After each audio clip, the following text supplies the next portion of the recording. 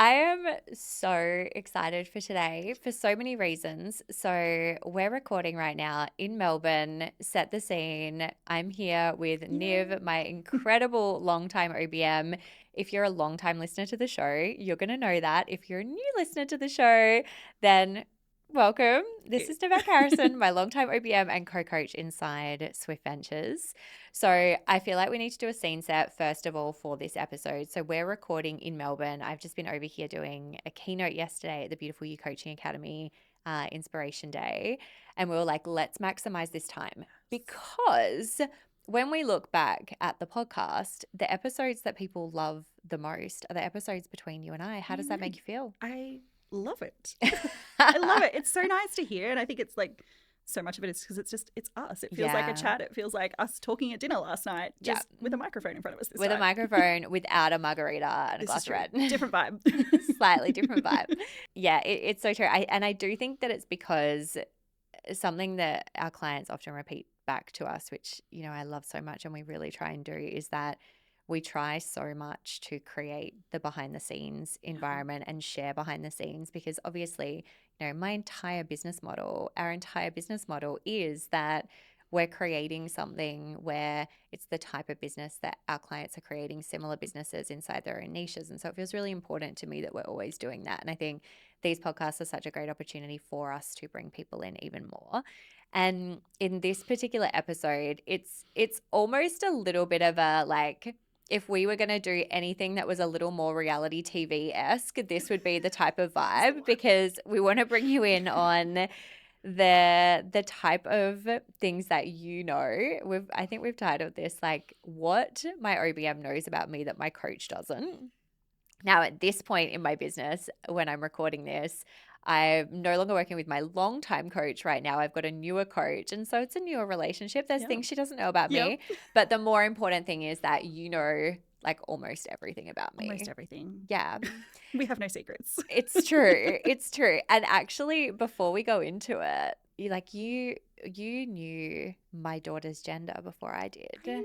Do you want to tell that story? It was so special. Like, it was like such a delight to have you be like, hey, can you coordinate the gender reveal? Because I trust you and I want you to know, and getting to know that first before anyone. Like, that's such an honor. It's such a joy to be a part of that in that way, especially with you being on the other side of the country. Like, it wasn't something I could physically attend. So still getting to be a part of it, like, that's just so special. Yeah, it felt so good for me to be like, hey, can I get you to help me with this? Because when it was actually Che who suggested it. I don't know if I ever told you that. No. I love but we knew that we were going to do a gender reveal, and I was like, immediate family's going to be there for it. Yeah. I can't ask any of them. Yeah. And Che was just like, obviously it's Niv. Like, Niv's going to coordinate it. It needs to be someone who's reliable, trustworthy, who you know is going to guard this information, make sure it is the right gender, like tick all of those boxes. Yes. The number of times I checked when I was emailing of like, this is definitely the right gender. Like, we cannot stuff this up. So good. So that just highlights, I guess, the level of intimacy in our relationship. Okay, let's talk then about like the three things you know, and we're going to give some color and context and obviously make this super useful for you and your business as well. So the first thing that you know about me, you know when I'm really tired. I know when you're really tired. Yeah. So can you speak to, because we've prepped this a bit, but I don't fully know what you're going to say, and I think that's part of the fun. Like, how do you know when I'm really tired? Like, let's just roll a little bit around that, how I show up, anything that's useful. I think there's two versions of you when you're really tired. One is the version of you who knows she's really tired, and you're very upfront about it, and you're very upfront about most things that have a potential to impact me and my role in the business. And you'll be like, Niv, I'm exhausted. I had a really bad night. It was sunny last night, or something's happened. I'm just really tired. Here's the context of what needs to be done and what we're prioritizing today. There's that version of you. And then there's the version of you who is tired and maybe hasn't necessarily clocked it yet, but is like, take no prisoners tired. You are just like to the point. Oh my gosh, that's so funny. Never in a bad way, right? Like, never in an aggressive way at all. But just like, I don't have time for anything else. We are just like, to the point. This is what needs to happen. This is what I need. These are the things that I need to move forward from you. This is what I expect from you today. Like, it's so funny. Yeah. There's this version of you that is just like, very direct. This is what I need to do. Yeah. I feel like that's when there's also a lot of typos. Is that how you know? Is that the giveaway? Sometimes typos, or sometimes like all voice, no typing. That's so funny. I'm like, Ellie doesn't have capacity for typing today. It's all Wow, voice. that's how you know. Sometimes. So that's really interesting. So like just honest for the room. Yeah. Like can you break down, because we know people listening to this are bosses inside their business. So I reckon people are like, what does Niv love about that? What does Niv hate about it? What would Niv prefer? Oh, I love this. You know, like, can you tell me what is good about that? And obviously, like, this is for our peeps, so it's not for us. Like, be honest. You know, I'm fine with that. This whole episode is honesty. So yeah, what do you like about that? What don't you like? What can I improve there? Tell us more, because we are all going to be tired at times, 100%. and that is okay. And I will all have say seasons. as well, that is something that I love so much about you, is that you never make me wrong for the state that I'm in. Yeah.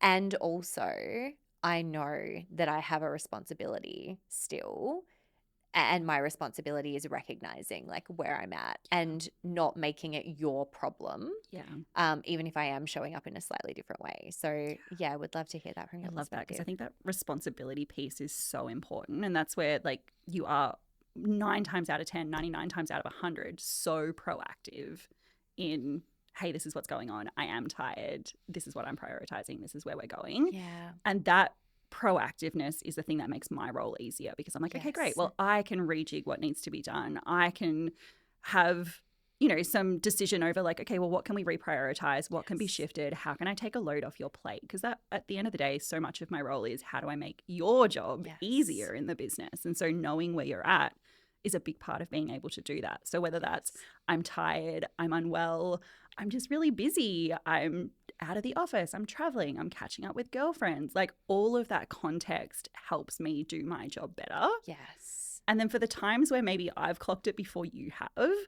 it's fine. It's obviously never an issue. And there's almost always a point where you'll come back, you know, maybe later in the day with like, I'm so sorry, I'm really tired. And it's never a problem, because you're never making it, like you said, you're never making it an issue for me. Yes. You're never making it everybody else's problem that it you're would be tired. a problem. It would be a problem if I did. Right. And some people do. And I think like that's really conscious for me, is not making it your problem, because I know that that's not acceptable. Correct. Like if it might get to, you know, later in the day and you might send a message with like, sorry, I've been really blunt today. I'm just tired. It's been a long one. Sorry, I feel like I've been really direct. This is what I'm looking for. Like there's never an expectation shift because of the way you're feeling. Yeah. Which I think is really important in this sort of relationship. Like the expectations are always the same. Yes. The emotional side is separate to that.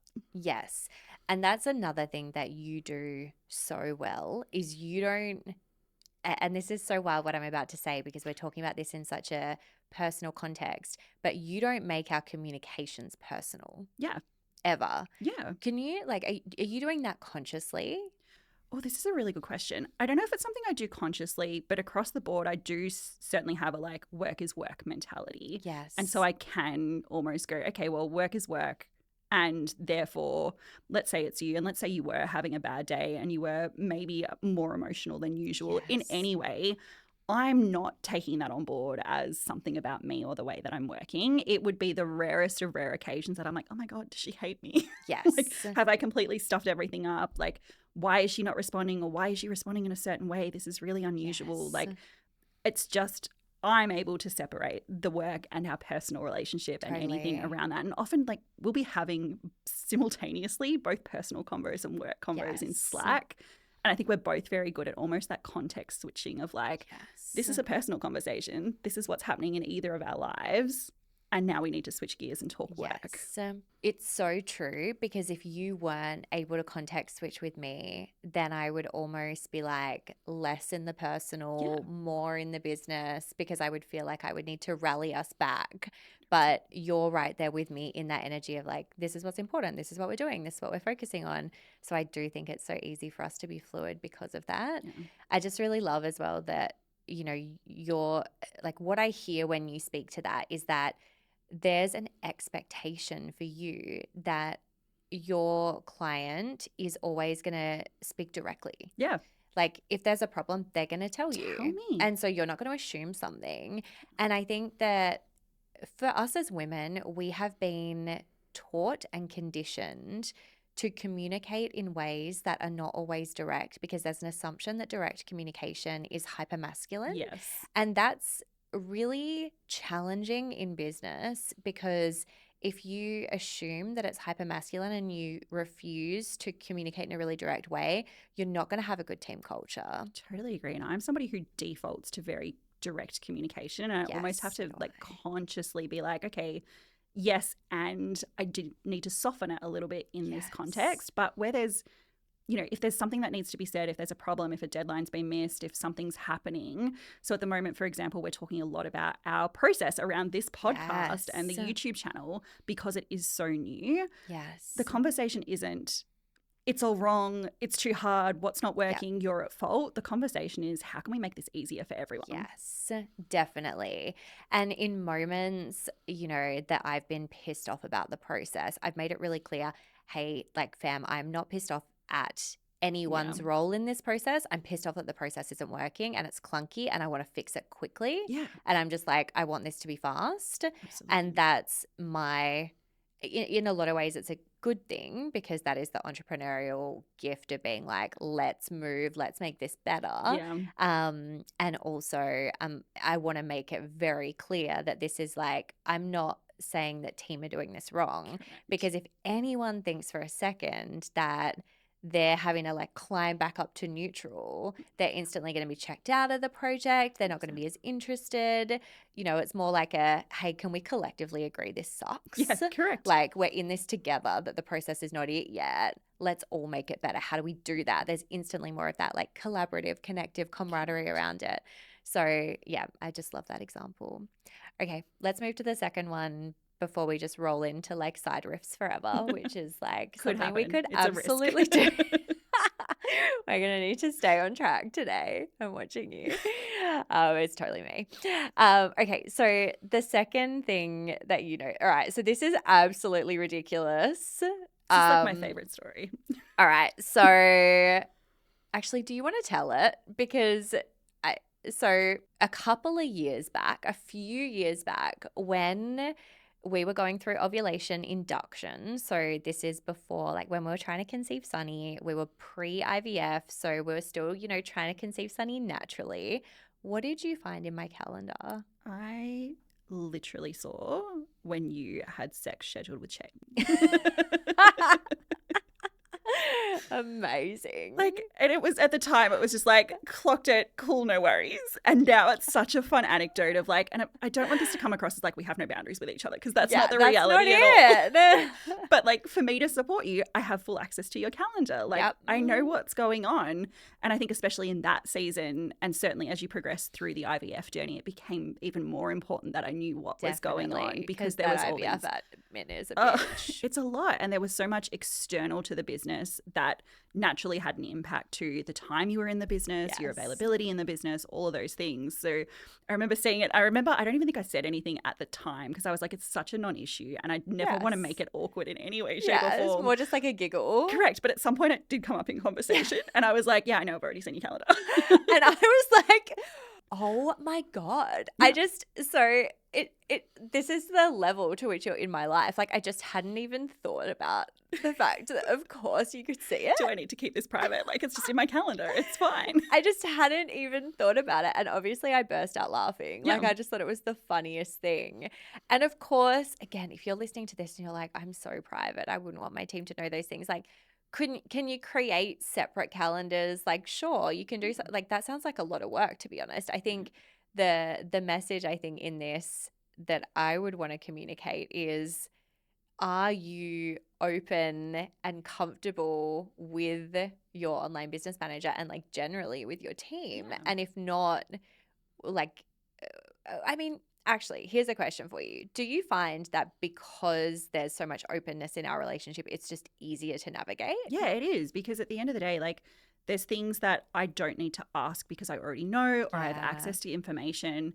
And so there's additional context that's there. And like, for added context, this is the same with all of my clients. Like, if we're talking calendars specifically, I have access to all of my clients' calendars. Yes. One, because there's a part of the role that is scheduling and diary management, but two, because it's just helpful to know what's going on without you needing to come in every day and be like, hey, this is what's on my agenda for today, and I have these appointments, and I'm going to be offline at this time, and I'm going to be online on Thursday at 3 p.m. this week. Like, we just don't need to have those conversations because it's there. Totally. And we don't want to feel like we're showing up to a boss. Right. Like, that's the whole reason that one of the main reasons we don't work in corporate. Like, we want that it's like, the more information you share, the more that you can just be free and feel that full feeling of freedom. Yeah. And so like it's such a funny story now to be like, I knew and I saw when you guys were having sex and like fantastic. What a weird little thing to know about like, your client. Get it, girl. So funny. But like it's a level of trust that I do think when you're working with someone like an OBM, somebody who is almost, you know, one half step below being a business partner in your business. Absolutely. You have to have this level of trust because otherwise, like, what are we doing? If you don't trust me with these things, how are you trusting me to make decisions about clients, about financial things in the business, about where we're going? Like, that's the relationship. Yes. I so agree with that. And I think that that's another key piece, I guess, for everyone listening is, does your team feel like you trust them? Yeah. Because if they think that you don't, how's that impacting your relationship? Have you ever felt that before where you've wondered, you know, I know obviously your client roster, you are obsessed with every single one of your clients. And I know that, you know, personally, because you don't ever tell me anything about them. You're just a vault. And I love that about you. I know you tell me how obsessed you are with them. But, you know, have you had that in the past? Have you had experiences where you're like, I don't feel like I'm let in and therefore I can't do a good job? Absolutely. And like in some cases, that's been conversations that I've been able to have with clients and we've been able to move through. Yeah. If I think back, you know, earlier in my business journey, there were people who that was just such a line for them that they didn't want somebody with that depth of knowledge, access, information in the business. And that became a line for me of like, well, I can't help you in the ways that I need to if I don't have this information. Now, that doesn't mean you have to share your calendar, but it does mean we need to find a way to find that common ground, to find the ways that we're sharing the things that we need to know. So I'm not sitting here going, let me help. Like, let me help. Yes, definitely. You can only assist to the level that you're actually able to get access to the information. Exactly. I love that. Okay. Let's talk about the third one. You know when I'm pissed off. You know, like, what triggers me. Yeah. And so for context, this was a question that I asked Niv last night. I was like, what do you think pisses me off? And you had an answer. Tell us more. I think you get really pissed off when you see people who have a sense of entitlement. And this is in so many different contexts. Like, we will have conversations of like, oh my God, I just saw this post on Instagram. Have you seen it yet? Can we talk about it? And I also think like there's that side of it, and then there's also a side of it where you get really frustrated when people almost project that entitlement onto you of like, you must do it so easy. It must be so easy for you because of X, Y, and Z. When the reality is we work really hard to be where we are, to have gotten to where we are now and to go where we're going. And so that's like consistent theme. And I say this like, you're not a pissed off person. You're not an angry person coming into our Slack chats being like, I hate the world. No, it's I don't rare. think I've ever said that. It's so rare that you're like, something has just tipped me today. Like I saw something, I've read something, and it's just like, it's sticking with me. Can we talk about it? Yes. Yeah, I would say 9 times out of 10, I'm very neutral. Yeah. And I also will say that, you know, that is effective leadership. Like, I'm always thinking about how the way I show up sets the tone inside this business. Can you imagine if you came in like frustrated every day at something you'd seen external to the business, how different like the tone of everyone in our team would be if that was the standard? Literally. Yeah. I mean, I think about that all the time. I'm always, you know, on a Monday or on any given day, I'm like, what is the vibe of this week? What is the energy? Because everything is energy, right? Like, what is the energy that I want to create inside this business? And it's so great because if you show up in that consistent energy enough, it becomes the baseline hum of the business itself. It's the culture. It's Exactly. absolutely the culture of the business. And the culture of the business is that there are no problems. Like Yeah, everything nothing's is an emergency. everything is very figure outable. Like we will find a solution. Nothing is urgent. Like that's across the team and across, you know, multiple people who've been in our team now over the Yes. 7 years you and I have been together. Like that's the consistent feedback we get from team members as well. I love that you brought that up because I was going to mention that too. Like I'm really grateful and proud of that is the consistent message and theme that we get fed back to us when people come in. They're like, can I just say that, you know, the vibe in here is so great. Like your systems are so great. You know, I'm so clear.